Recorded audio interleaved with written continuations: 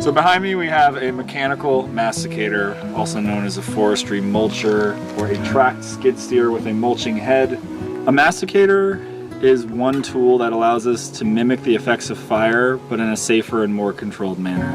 It rearranges the fuels, spreading them out over the landscape and reducing our flame lengths when we do reintroduce broadcast burning during a prescribed fire. It essentially has a rolling drum with teeth on it that can take in larger diameter woody species like brush and small trees up to about like a Folgers coffee can size, and it will chip the material in place, spreading the mulch or the slash out across the landscape. Essentially, this thing doesn't get rid of the fuels, it doesn't get rid of the plants and the material, but it does rearrange them from a more vertical position into a more spread out horizontal position on the landscape, which reduces our flame lengths when we do reintroduce fire during a broadcast prescribed burn. Essentially, this thing doesn't get rid of the fuels, it doesn't get rid of the plants and the material, but it does rearrange them from a more vertical position into a more spread out horizontal position on the landscape.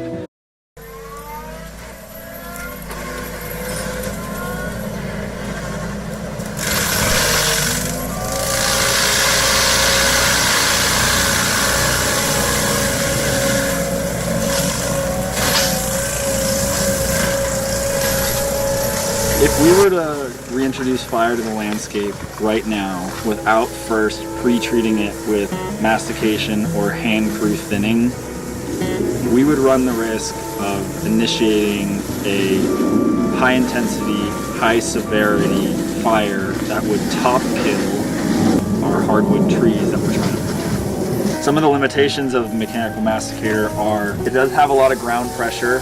It does put a lot of pressure on the ground, so when our soils are more saturated after a rain, it can disturb the soil, and so we are always careful about where we allow these things to work. And when I first saw this piece of equipment, it really didn't sit well with me. I said, well, we can do this all by hand, and we can reintroduce fire safely if we just use the right prescriptions and time it right.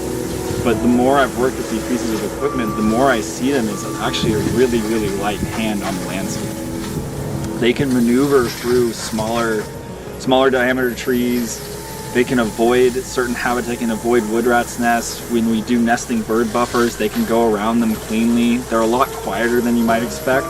And when they're done, the areas look more park-like. They look like they would after you'd see a fire move through an area.